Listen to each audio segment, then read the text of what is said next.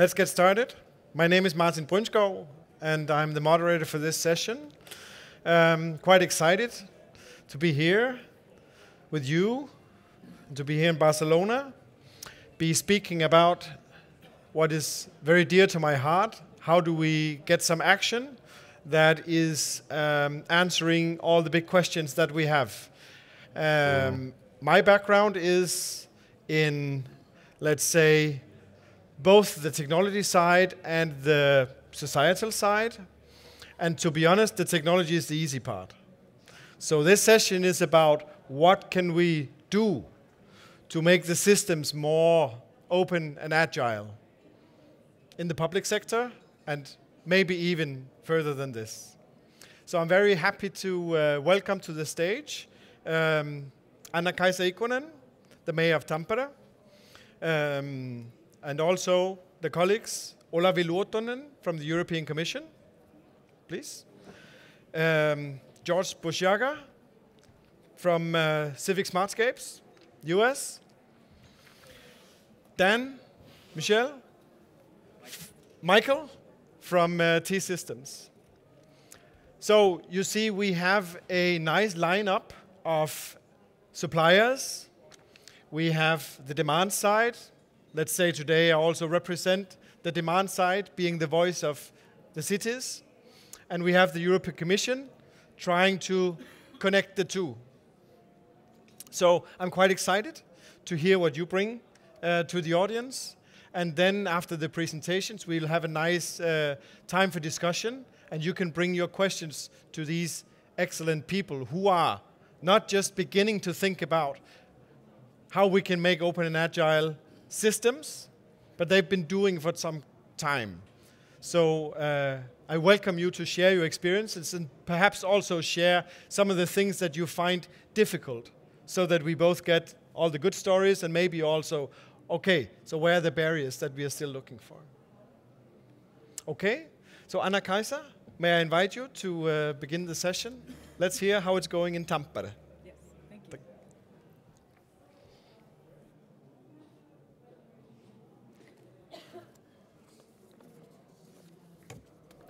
Okay, ladies and gentlemen, I'm happy to be here today with this session and discussing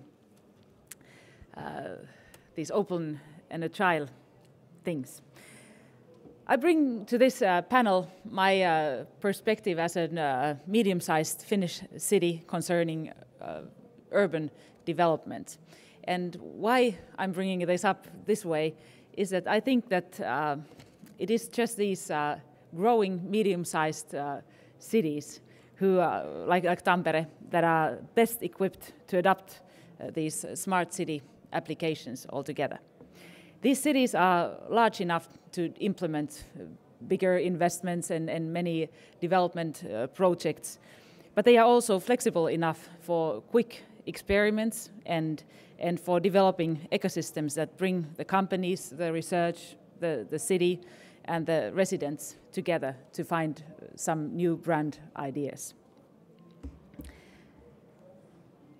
Tampere is Finland's second largest growth region, where the city has a bit around 230,000 inhabitants, but the Tampere region, the city-like region, is getting closer to 400,000 inhabitants.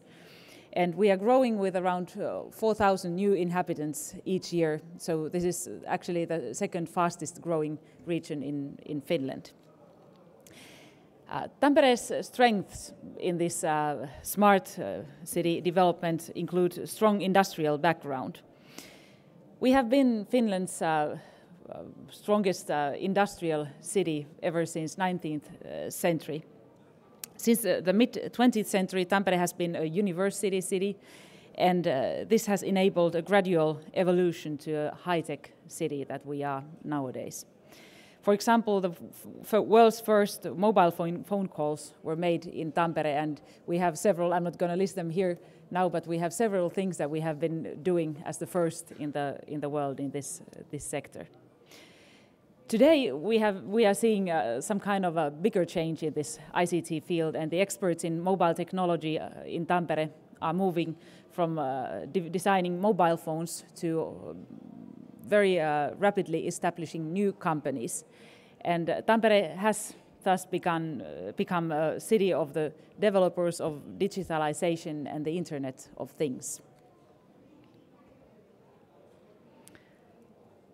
And this is to give you some background of Tampere. Now we're going to go to the subject. Tampere is currently preparing, or we have actually launched here, our Smart Tampere program. This 5-year economic development program aims at opening and turning the city's development projects into joint development platforms.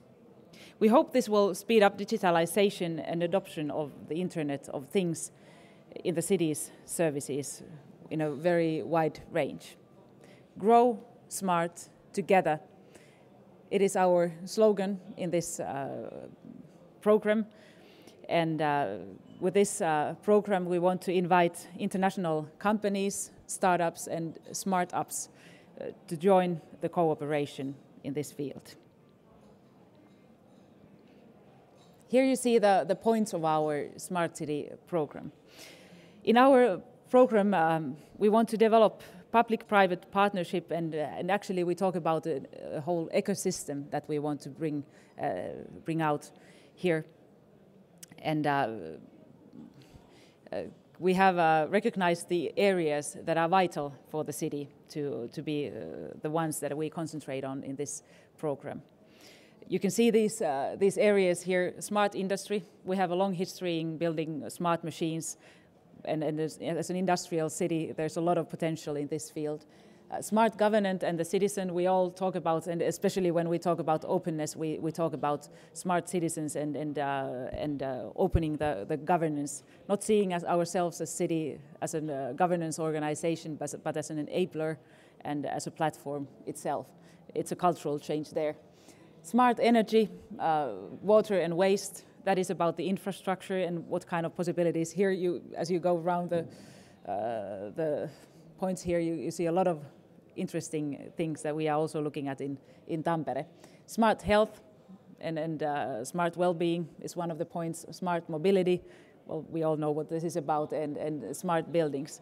Many things going on in these fields.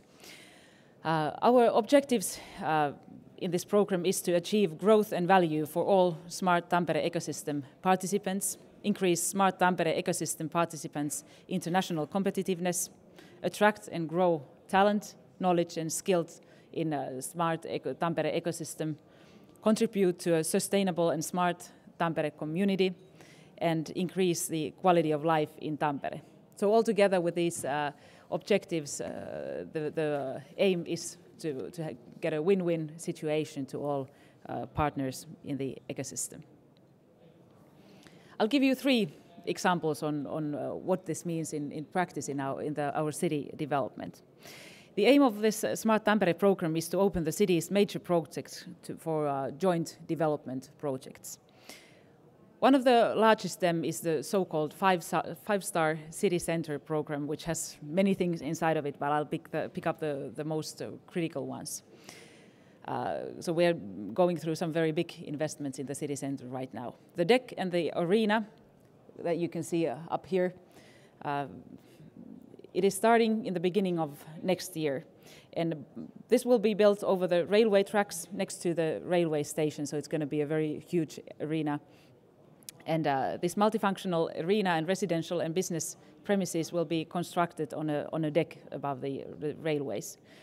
And these projects will facilitate various applications of digitalization and the Internet of Things. And the value of this project is over 500 million euros, so it's not a very small thing at all. Also, another thing that is our big investment is the construction of the light rail that will start in the coming months as well. The light rail unites our 3 campus areas, main hospital and largest residential areas to the city center, so actually it unites the hotspots of the city. The length will be 23 kilometers, and this investment is worth 400 million euros altogether. And this is also one platform that we want to open for smart mobility and infill construction. Around this city center development, one of the opportunities provided by IoT is positioning, both indoors and outdoors. We have launched a pilot where hundreds of sensors have been distributed around the railway station. These sensors recognize mobile phone signals that come near them. And this, again, enables efficient data collection from people flows, mobility guidance and advertising. And it also enables use of automated parking solutions and robotic cars, which are also tested right now in Tampere. The main challenges in this field in collecting positioning data are the lack of shared digital city platform and developing a business model for such a platform. So that's one thing, as we were asked to give some critical points. And we know that several platforms already exist, but each of them only cover a small fraction of the field. The interfaces and data ownership have also been one of the challenges here that should be addressed more specifically. A second point that I would like to raise is that talking about development projects, Hiedanranta district is nestled by Lake Näsijärvi, 4 kilometers from the city center, and it's an area previously occupied by the Lielahti pulp mill. Our objective is to build this into being 20 to 25,000 residents and some 10,000 jobs area. And there has just been an international idea competition there, and we have had people of Tampere, our citizens, also planning along in planning this. The objective of this Hiedanranta idea competition is to shape the arena into a future smart city district with an urban, dense structure and adaptable, green, digital and low carbon character. And one of the goals is to make this our best practice example using smart technologies and digitalization in multiple sectors. My vision is also that this region, now that we have this possibility to build this whole new suburb, that it could be also a place for sharing economy, a place where people have possibilities to use common resources like city bikes and car sharing pool. A place where they can cultivate their food in square gardens or have a flea market and hub spaces for in an old factory and so on and so on. So in fact, different kinds of temporary activities have already begun in the area, so this is partly already happening. The role of a smart city in these kinds of urban development projects is different from that of a traditional city. A smart city is a facilitator and a coordinator here, but it can also be an investor and commissioner of smart solutions. The city sets out the rules and goals for the cooperation, but the solutions must be found together with the residents, with the communities and with the companies. And lastly, to go to the open data, which is, I would say, critical for all smart city or smart projects overall. Tampere has opened the interfaces of most of its data. This has already led to several new services that make everyday life easier. In Finland, the 6 largest cities work together for opening city data and standardization of the interfaces of data. Now there is an innovation competition data business challenge for companies going on right now. Within the Open Data program in Tampere, we have published around 150 sets of our data from the city's databases. These sets include very diverse data from various administration sectors. Perhaps the most recent data is opening the Tampere entire building stock data. And this data includes local detailed plans and the background map, city personnel per office, the city's service points, streets, cycling routes, lampposts, parking spaces, and lots more. We have also made a great deal of mobility data freely available, and our aim is to first acquire the best possible real-time picture of the traffic. next new kinds of services will be developed that make movement more convenient, such as using your mobile phone to check the closest buses or choosing the best route to avoid traffic jams. And this is only the beginning. In the long term, the aim is to foster new mobility services that combine travel chains and various modes of transport as smoothly as possible. So this is to give you a little idea what we are doing in the city of Tampere when we develop a smart and open city of Tampere. I want to thank you and wish you all welcome to the Finnish pavilion, and there you have a possibility to meet the Finnish smart cities and companies all together. Thank you. Thank you very much, Anna-Kaisa. The Finnish are very soft-spoken. I mean, everyone who's been trying to do what they have done, and if you actually look up what these very, let's say, simple concepts cover, you will be quite amazed. So I take a very, let's say, simple presentation of what is a smart city, but also in the sense, it seems like you know what you're doing and you know that you want to do something. So it'll be very interesting to hear now, how do you serve a city like this? Quite a challenge, I think. Mr. Olavi Luotonen from the European Commission will now offer his perspective and the Commission's perspective of this IoT and smart cities, but with the focus on how do we then develop some systems that cater for such advanced cities, let's say. Here you go, Olavi. Thank you, Martin. Glad to be back in Barcelona. I think it's the 4th year now in a row, and we've been also encouraging our projects to come here, and many have indeed come. By the way, just to get the feel about who is in the room, how many of you have been in an EU-funded project, or how many of you know that you will soon be in an EU-funded project? About 1/2, a bit more. Yeah, okay. So I'll show some examples of those ones which I'm working with. So I hope, and those ones of you who want to be in an EU project, well, now you can look around who you can talk to after the session or before. I joined the European Commission in 1998. I was before that in ICT industry and in academia. I've been working with, I could say I've been working with something very much like smart cities since about 2006, when the European Network of Living Labs was launched under the EU Finnish presidency. And I proposed into the European Competitiveness and Innovation Program the Connected Smart Cities part starting 2010, 11, 12. And then now in Horizon 2020 we have projects as well, and I'll come back to some of those.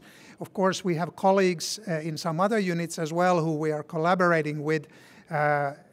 We come from the kind of future networks and more kind of technology perspective, but indeed, what can you do with that technology?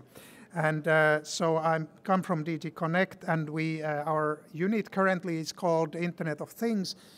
My previous unit was called Experimental Platforms, and I think this is kind of like a good way to look at it, that we are really funding experimental platforms to do, for example, Internet of Things projects. So Internet of Things, my colleague found this nice picture.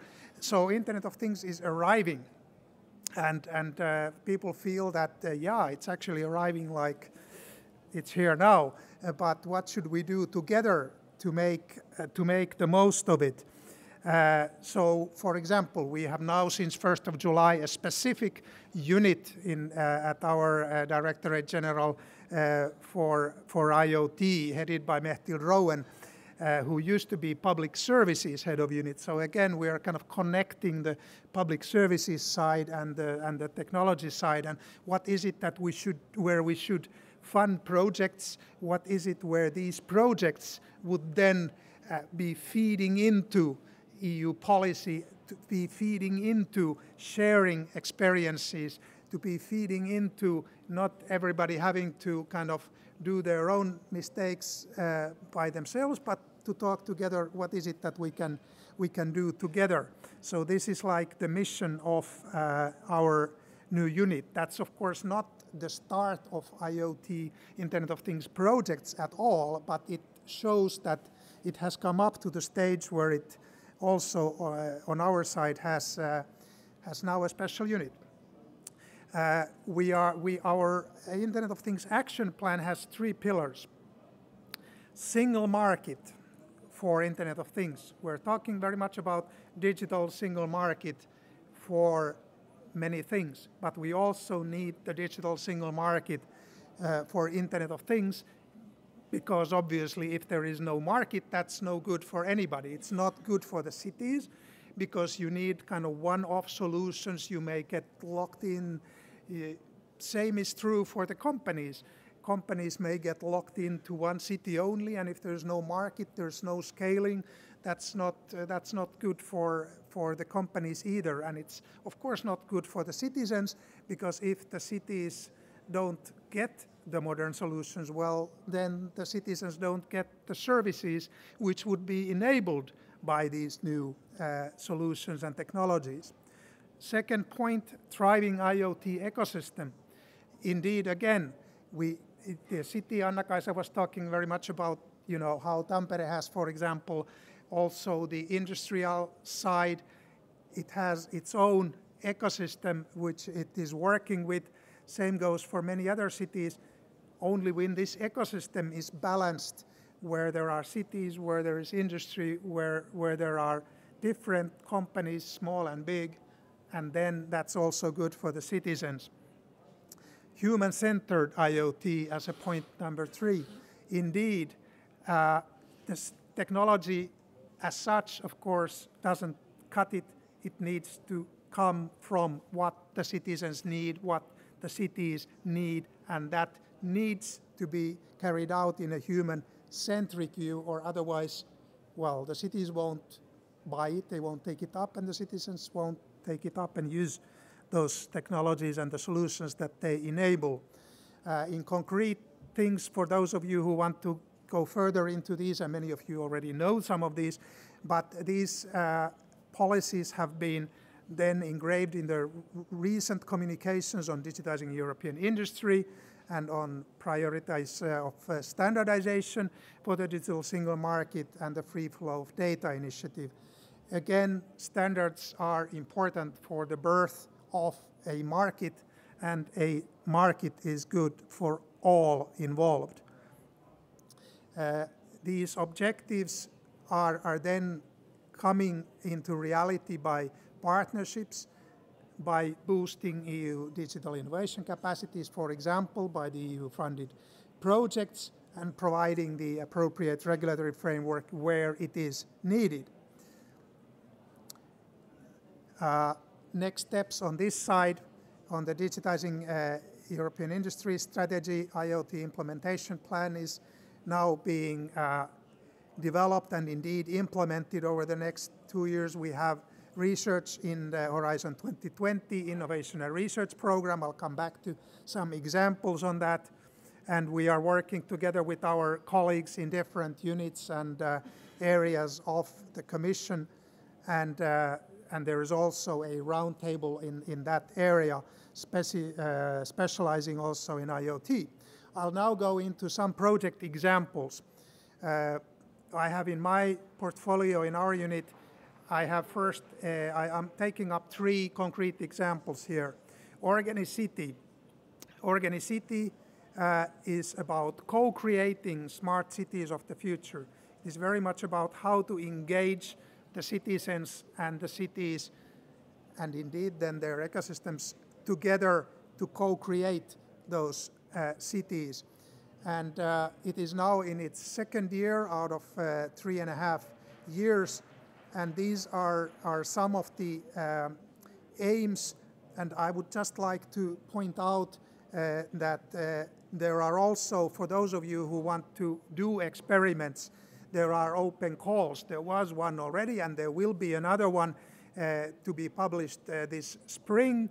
So for those of you who are in for concrete experiments about how to engage citizens around some of your areas of interest, keep an eye on Organicity on the net. Second, select for cities. It is especially on the perspective of pre-commercial procurement. And of course, that is I've been saying that it's like marrying the engineers and the lawyers. And it's of course a challenging thing to do, but it needs to be done to really get the innovation out there where it is needed and to co-create again what exactly is needed. And so therefore, this goes in phases like solution design, then prototype, then testing. And in concrete terms, this project is handing out and is actually about to publish its first phase open call now in January 2017. So again, if you're interested, keep an eye on this on the internet.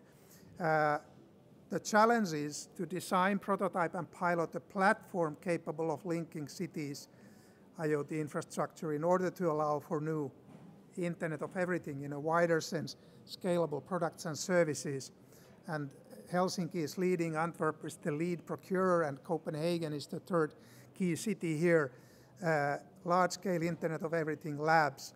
If you're interested in that, take a look deeper on the internet. And then the third example of our portfolio project, Synchronicity, is marrying IoT and smart cities. It is an Internet of Things large-scale pilot for smart cities, 1 out of 5, which will start on the 1st of January 2017. In addition, there are 2 coordination and support actions for this overall portfolio, which are starting on the 1st of January. So if you're interested in how to marry Internet of Things and smart cities, keep an eye on Synchronicity. And there are 8 European cities there, plus 3 beyond, plus cities beyond. And that is very much about rapid development of basic applications scaled and adapted. For example, a community policy suite, but then there will again be, in the kind of second round, an open call to enrich these ecosystems. So again, keep an eye on the coming years. This is now starting, it's 33 months. So if you're interested in this approach, keep an eye on that as well. And I still mention the Open and Agile Smart Cities Network. I'm the main commission contact for that. Martin Brynskov is, of course, chairing that, and they were just launching here now the 5th wave of cities coming into the Open and Agile Smart Cities.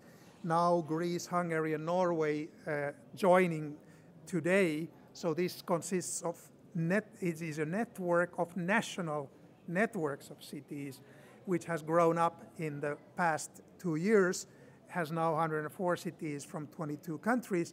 And from the project's point of view, of course, this is also a wider community already with whom to interact and who are potentially taking up as front runners some of these smart city approaches based on simple mechanisms to create interoperability. Again, that comes back to creating the market, concrete working groups. And last, if you want to hear more, if you want to go deeper into these area, these projects, this community, come and join us and the Open and Agile Smart Cities Network at the Connected Smart Cities Conference, January 12th, 2017.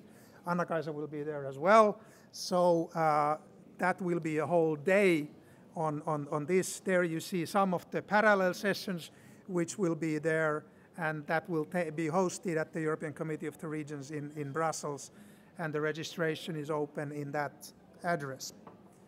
So great to be here with you, and hope to see you again in January.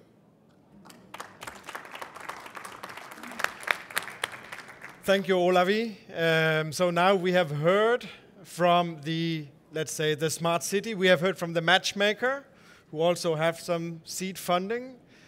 Now let's hear not just from the supply side, but also from the US perspective, the global perspective. because I mean, so this has been a European perspective so far, but in fact, so I'm chairing OASC, which is a global initiative. I talked to, Ben from the Metro Lab Network. I was just back from Seoul. I'm going to India in 2 months. Everybody is having this, how the hell, pardon my French, do we make it work? How do we create this market? So please, George, offer us some perspective on this. You're a awarded man. You've worked in this for long, so really excited to have you here. Wishing I was a little taller right now. First of all, Martin, thank you for the introduction, and Smart Cities Expo, colleagues, panelists on the stage today, thank you. Very interesting topics, and then everybody here, thank you for attending. I know you guys are all very busy. If we're going to talk about agile cities, we probably should take a very direct focus at the people that live in those cities. I'm going to tell you a little bit about myself, as Martin started to detail, but that way it'll give you a little bit more light on why I'm here and the role I play. Over the last 18 years, I've played a fairly well-connected role to government across the U.S., whether it's advising mayors, sitting on advisory boards, or even innovation councils for the United States of America. So always keeping my ear to the ground and listening to what mayors need, what's important to them, and how it really impacts citizens. That's important for this topic. It's important for the conversation as we move forward, and I think it's important to everything that's going on in this building. So over the 18 years, I've opened a number of companies that have always focused on changing the way people live in cities.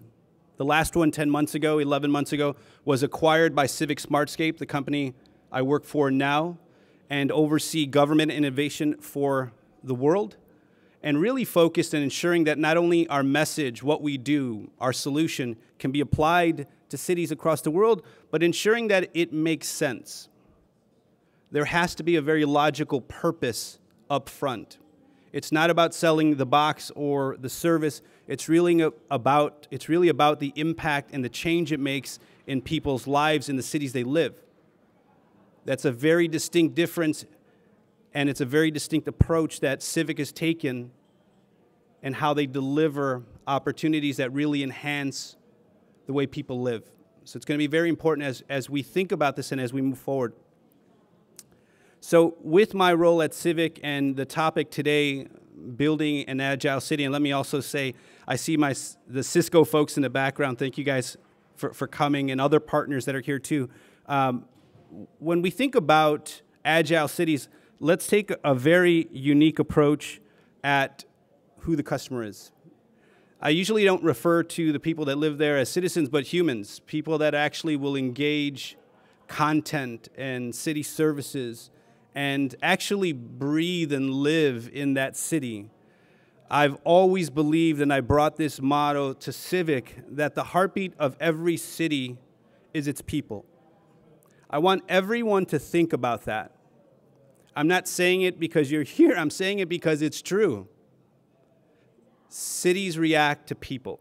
People generate what we think about a city and how we feel while we live in that city. I'm excited to live in Chicago. I'm in the US. I cover the world, but I live in Chicago, and I also represent where I live as well, including the Chicago Cubs that won the World Series a few weeks ago. It's a US thing, but it's very important to us. It's a World Series, so it was a big deal. So with that said, if we're going to focus on the citizens that live there, then why shouldn't the technology think and react to the people? Let's think about that.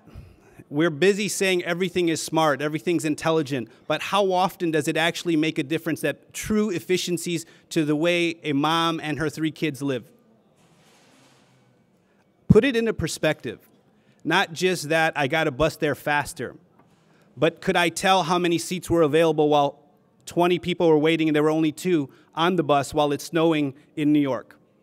Can I dispatch additional buses? The idea is, how do I build true efficiency around sustaining, building a sustainable city and building services that are relative to the citizen that lives there? When we start to think about really building true impact, and I'm really taking, again, a citizen or a human approach. I'm not selling the company I work for. I'm really telling you what we believe should be thought about while we're moving towards building a smarter city. Our purpose is very specific. Cities react to human occurrences. If there's a shooting, if there's a traffic accident, transportation, cities react to human occurrences. So we want to make sure that the technology we're building is thinking for the mayor, is thinking for the CIO, is building services or efficiencies that change their thought process, that bring back information that help them truly become more efficient. It's not hard to do, but it has to be rethought. Everything I'm going to talk about should be relearned to some extent. The traditional way of things were done in a city don't always work, and within this building, the services and technologies have to be rethought. They have to be relearned. We really have to rethink how we move forward if it's going to work. Number 2, citizen engagement, which happens to be a core pillar for CIVIQ and something I truly believe in, initiates the highest percentage of smart city-based services. If it's going to work, citizens have to use it. If you're going to build dialogue with the citizen, well, they should be involved. There should be a relationship.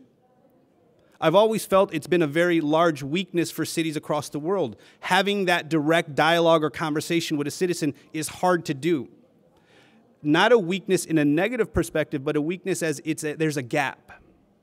So if technology can start to build a relationship, truly build engagement, every additional service can start to grow that dialogue, then we have a different approach to not only deployment, but success of the product.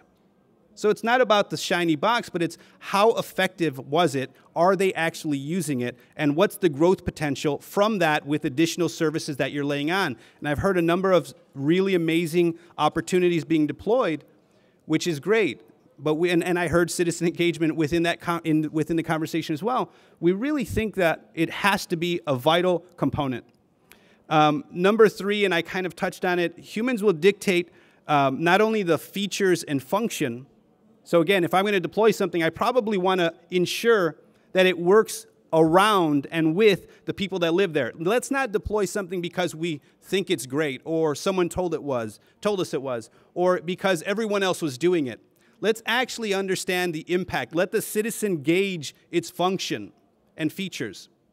Because at the end of the day, their acceptance will actually prove how successful it was. It's my take on how these things should be deployed, because it's important. If we're going to have it accepted, it's going to accelerate. If we can accelerate it, then we can actually see additional services grow from it.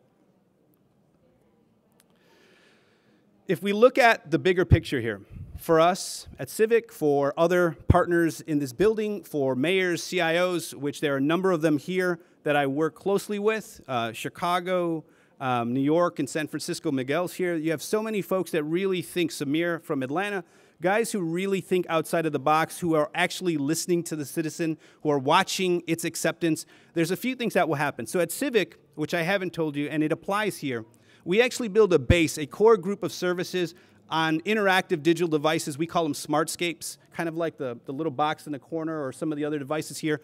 And we leverage partner devices like Cisco and the networking components to help them connect everything, but also react to the citizen. So if I can build dialogue off touch, I can actually hand off information to mobility. I can supply alerts and services, and I can actually watch them become part of the ecosystem. And the ecosystem should talk to each other. Because again, I said if in fact they're intelligent, and it doesn't have to be a digital product, but in fact, if we can convert, transform, or deploy technology that will connect with the citizen, we can see a smarter city, we can see a dialogue with the citizen, and we can see true innovation happen because of the engagement.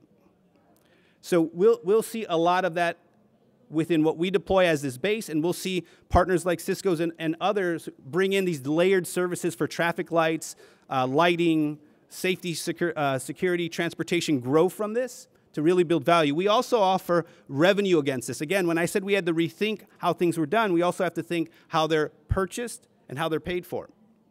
I'm going to touch on that in a minute. So we really want to rethink, erase what people thought, and really move forward with a different perspective on how we will connect people and their reaction to the services that we're going to deploy. Quickly, because this is a much longer group of slides, but when we think about what we're going to do, and we look at the city's perspective of how they'll buy, how they'll move forward, we know that traditional ways of procurement are tough to get through and long. So we need to rethink how the procurement purchase is actually done, and we've started to work on new models, whether it's municipal marketing services or other types of deployments that allow a much more rapid deployment, but also possibly at no cost with revenue generation around efficiencies or services to the constituent, the human person that's involved. We have to think about the experience. I talked a lot about the user acceptance by people. It's all about experience. CIVIQ is very focused on the person, but also the connection to them and ensuring that there's a true experience that they can consume and become part of. The third part is, if we're going to do this, we have to have that ecosystem we showed. It has to be in place to layer these services. So that's going to be relevant to both the modeling, how it's procured, the experience, and how it's sustained moving forward. The fourth piece is going to be the efficiencies that are developed from this product. We're going to see the layered services of citizen engagement, digital assets, the conversion and transformation. We're also going to see a number of new services that are deployed, whether it's lighting, traffic, safety, transportation, all develop, environmental, all develop from this. And the last piece I'm going to stick to is always going to be citizen engagement. If we can connect to the citizen, we can ensure that they are engaged, we can ensure that the products we're deploying are going to be successful. Thank you, guys.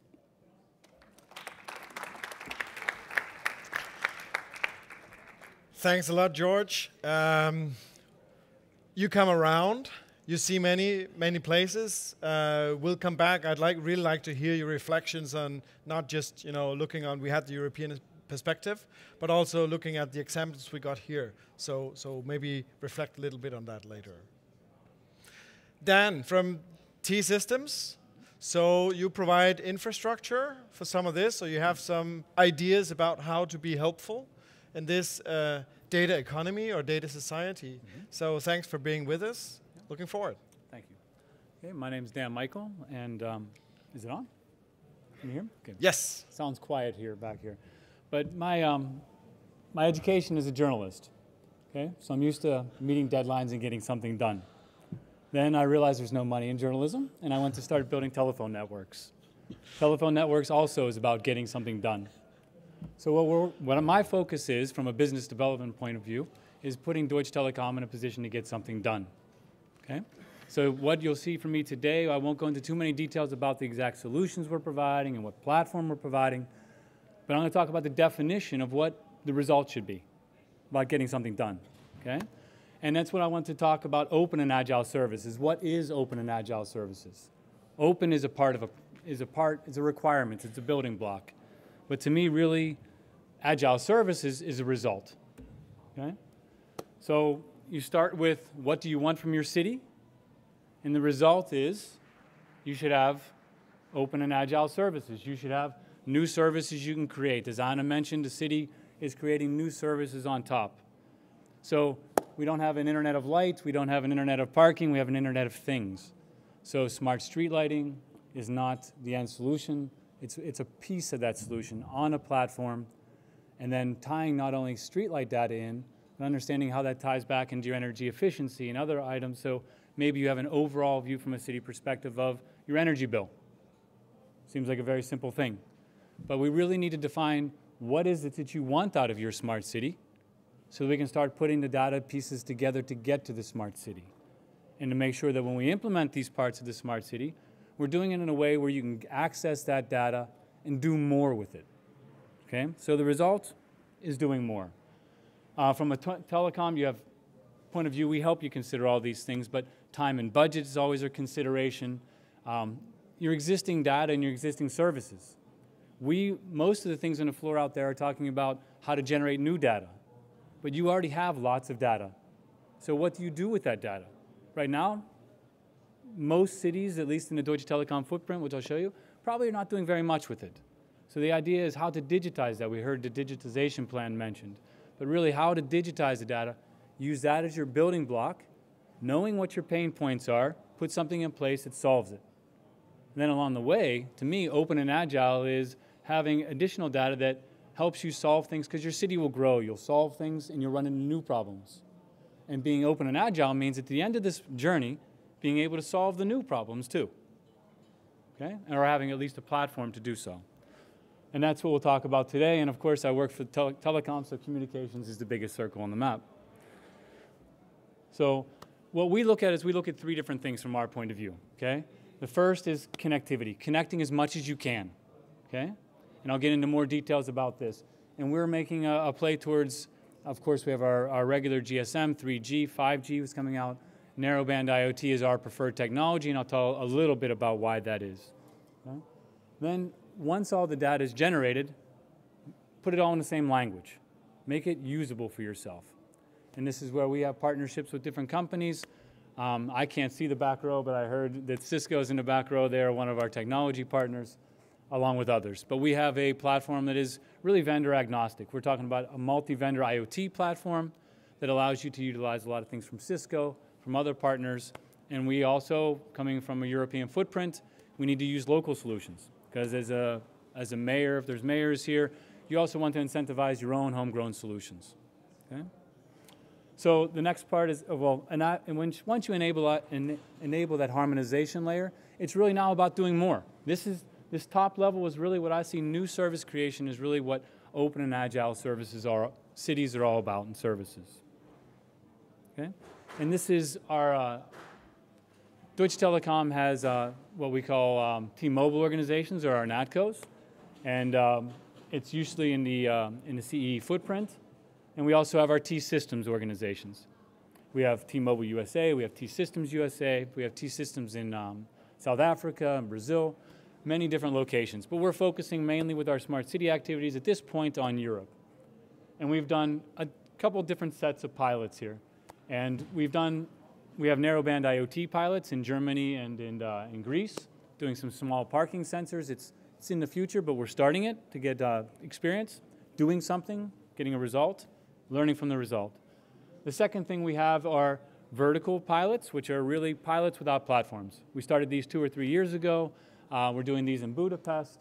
We're doing them in a lot of activities in Croatia, from public transport to waste management, to environmental quality, not environmental, but air quality, and to transport systems.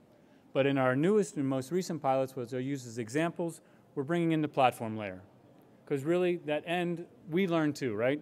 So you start with verticals because it's easy and departments have budgets. But what we're trying to do is really go to the cities with more of a holistic approach, showing a platform play. And it's hard to do because people don't really think that way right now. But we think that message has to be continually reinforced and sold so people understand. And we're getting decent results. Okay? So we'll start with connectivity, the first level there. And what excites me about narrowband IoT is coming from, after I was done building telephone networks, we got into energy. And energy smart metering was a big play in the energy side. But the meters are in your basement. And connecting meters in basements is difficult. So if we want to do the Internet of Things, we need to be able to connect things where they are. With the most, you might have a Wi-Fi connectivity, you might have 3G, but if something's in a basement, you need something that's going to penetrate. So with narrowband IoT, it has different aspects about it. First, you need a long battery life. You don't want to be accessing these every now and then. Building a phone network, you have to get to a rooftop, and you maybe have 500 sites in a city. Here, to do a smart metering solution, you need to be in every basement in your city to get this activity. So you don't want to go very often. You need a battery that's going to last. And you need something that's drawing low on battery. You need something that's secure, because you're now talking about energy or water networks. But narrowband IoT has many uses, as you'll see in the next slide. And really it comes down to ease of use and the low cost. Because to connect everything, it needs to be scalable and it needs to be affordable. And these are the main use cases that we see from a Deutsche Telekom point of view. And it's just to give you an idea of what narrowband IoT. It's not for video. It's not going to send video back, small packet data to get information back. So we have basically smart building applications. We have sensors from smart parking, so there's not lots of data being sent back, but small bursts of data at different periods.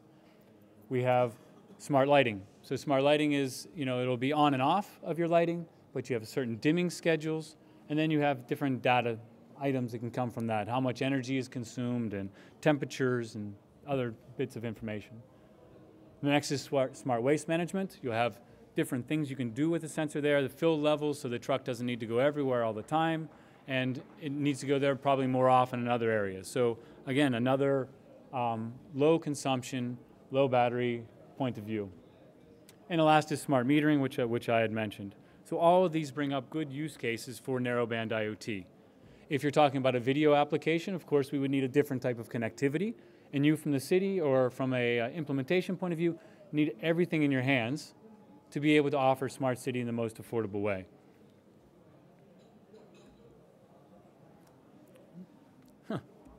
Excuse me, that was a dramatic pause, that slide. So the next is the data harmonization, okay?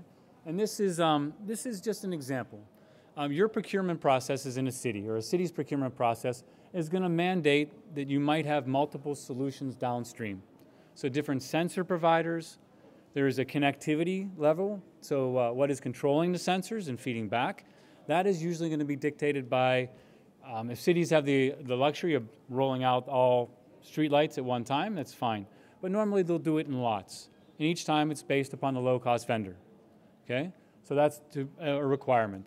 So what our approach is, connecting as many of these lighting control systems with as many luminaires as possible so you can negotiate the best deal, bringing all of it back onto one platform, so it's an integration project, and then only from the city point of view, having one platform to operate to manage your lighting network. So you don't want to have 5, 6 different lighting management applications, you want one. And the same thing from a parking perspective. You might have situations where a video parking solution is a better solution than a sensor-based parking solution. You might roll out different parts of the city at different times and different technologies. But the idea is as many sensors integrated into many solutions that make your city smart, but also by getting that data back to one platform that brings the data into one language that enables you to do more with the data. Manage the parking first, yes, and then go to the next part later. Okay? So these are just some flip-throughs really we have on the two smarts. These are 2 examples of Smart City in Bucharest, and it's just showing the applications that we have, and we have a platform. And this is the the second step, the data harmonization. So we have connectivity, and we have the data harmonization, and also entrenching. And I'm using 2 examples of 2 medium to medium small cities. Because in Deutsche Telekom, where our footprint overlays, that's the predominance of our markets. We need to make our platform scalable, and we need to make our solutions affordable. And we need to do that by reusing the same platform and having this as a software as a service offering. And then the last part is really now this open services. And in the open services, I think I've said this several times now, it's really about a couple of things. Offering different domains or verticals, bringing it back into a platform, bringing in existing data that you have in your city so that you can get access to what you have through your digitization plan and make something with it. Another important aspect which I haven't touched yet, which Anna mentioned about her city, was this open data aspect. But open data doesn't mean data going everywhere, wherever you want. You have to actually transact or ensure you know who you gave what data to. So you have to be able to, from a platform point of view, say I gave application A this set of data and I give it to them this frequently in case you need to backtrack it. So you need to make sure you know who gets what data and what they do with it. And then the last is the new service creation. And I won't even really offer too many items on the new services that can be created because I think every city, when they define what a smart city is, will have new services at the end that are slightly different. It depends on your problems. It depends on your issues. It depends, as George said, we need to know what the citizens want in your city. But you have to have a platform that can enable that, and a data that's harmonized, and as much data as you possibly can get. And that's my discussion today. Thank you very much. Thank you, Dan. I think so. There's been lots of good questions coming in. Let's take a few of them. I'd like first to ask you, Anna-Kaisa. So everybody's or talking about engagement. So two things: how important it is to have the people who live in your city engaged as a mayor, and how do you measure it? That you are actually succeeding in having, well, let's say, engaging processes around smart cities. So you can take the mic there, or you can walk, but probably the handheld. Yeah. You asked. Yes. How important? It's on. Okay. Yeah, it's on. Yeah, it's funny you can't hear it here. Okay. You asked how important it is. Yeah. I would say it's critical.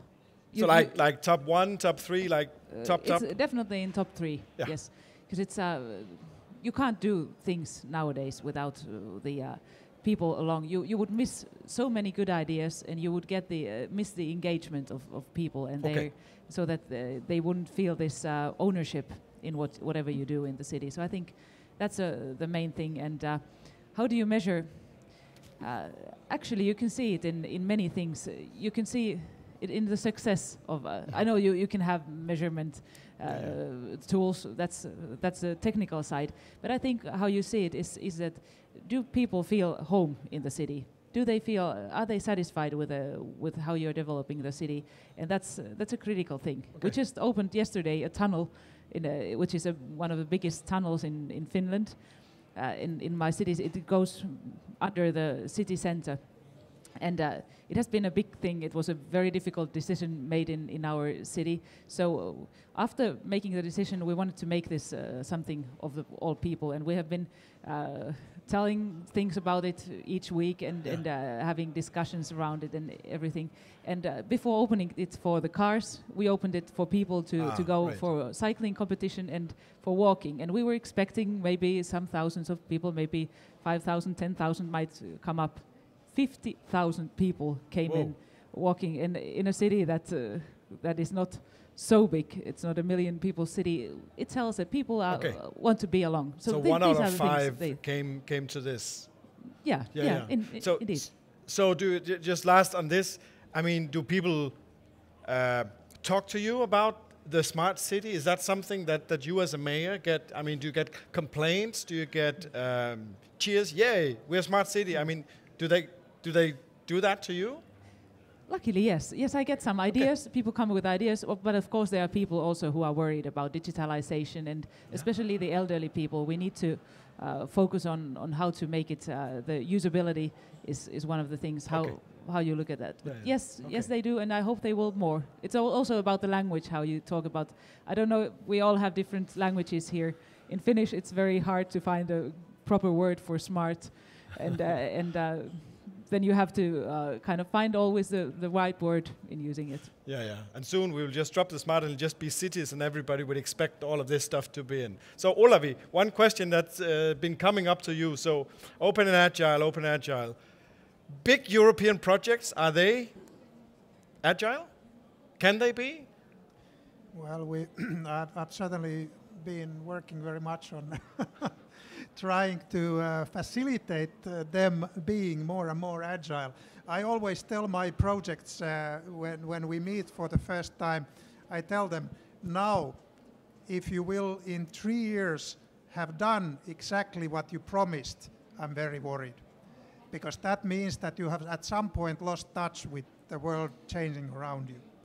And I think this is the attitude we certainly want to facilitate, that you have to be, your tentacles out in the open. And yes, of course, I mean, the work takes a while to get the work program through and all that. So yes, the framework doesn't, turn like that.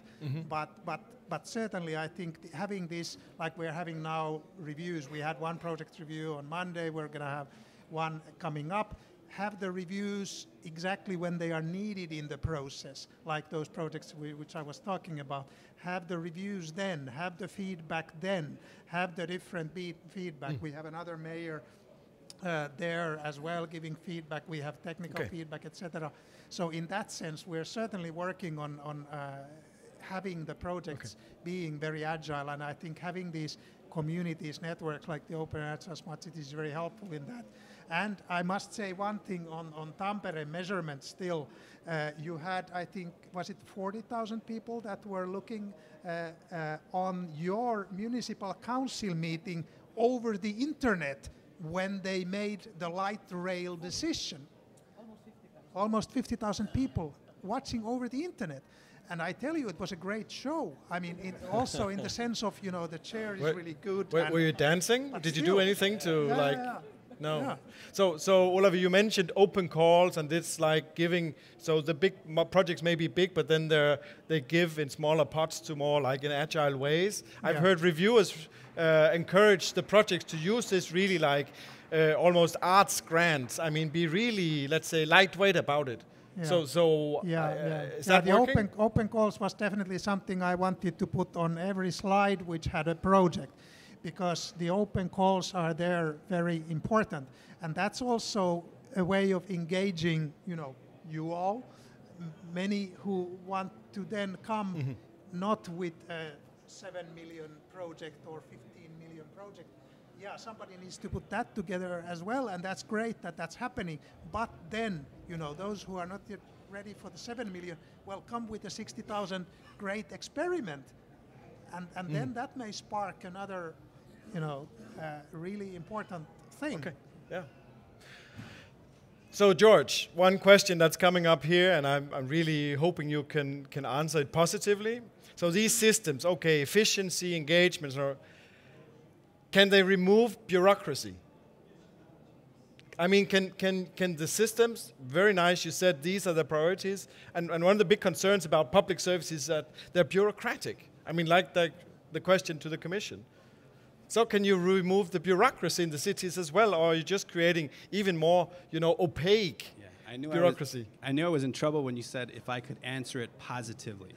Yes. So, and it happens to be a topic. I was in Australia a few weeks ago, and both Lord Mayors that I spoke to asked how they could get through, could this improve the way they actually move through politics? And I believe that open dialogue creates collaboration. For a mayor, more collaboration is useful in how you aggregate the information. So I believe it can. Okay. I believe it can. I believe collaboration will inspire innovation. And if there's innovation and the collaboration, you also, because of the technology being used, there's transparency. And I think when we talk about politics in general, transparency is always an issue. So I believe the vehicle we're using as we move forward creates a transparency. It's collaborative, so we're involved, as you heard. And I believe that it allows us to move at a faster rate to get to a finish line, hopefully a successful one. Okay, so a follow-up question of this. So you move around in many, let's say, cultures. Seems to be also very culturally dependent, the political culture of the bureaucracy. There was a question here, how can we make the Spanish be more like the Finnish in the bureaucracy? It seems like some things are quite lightweight in the Nordics. I mean, everything has its pros and cons. So how do you see the cultural context for these systems? I mean, how important is the cultural factor, and how much is the technology? Yeah, I think that from a cultural perspective, the truth is we're all looking to get to the finish line. And culturally, we see issues derive based on the access to technology. What we're doing today in this building is we're really trying to apply an ecosystem that particularly didn't exist, so it becomes a fair playing field in how we deploy new technologies moving forward. Traditional infrastructure assets were static or singular. Yeah. And in places culturally, maybe they didn't have access to fiber or internet. We're seeing that these new technologies level the playing field quite a bit across the world. So you don't have to be the largest city. We're watching IoT or smart city deployments move at a faster rate than electricity or even the telephone. So it allows a ecosystem to be deployed with very few existing dependencies. So it builds an easier path to the deployment. So that's a segue to you, Dan, because level playing field and telecoms, I mean, you were in journalism and that the business models were sort of challenges. Maybe that could also be argued that that's the case for the telecoms. So my question is here, so how can this, being open and agile, how can that save the telecoms as the infrastructure provider if, everybody can put up a LoRaWAN for 100,000, then, so the infrastructure, a level playing field, how does open and agile help the sector connect? That's a challenging one. I think a lot of things have to be considered when you're talking about making something open, because open, as long as it's secure and it's open. So that's where telecom comes in from our perspective. Okay. Something really needs to be secure. If you have your water metering or your electric metering or any kind of public service tied to something, then there has to be a level of security, because if somebody hacks in or does something, then you run into bigger issues than being open and agile.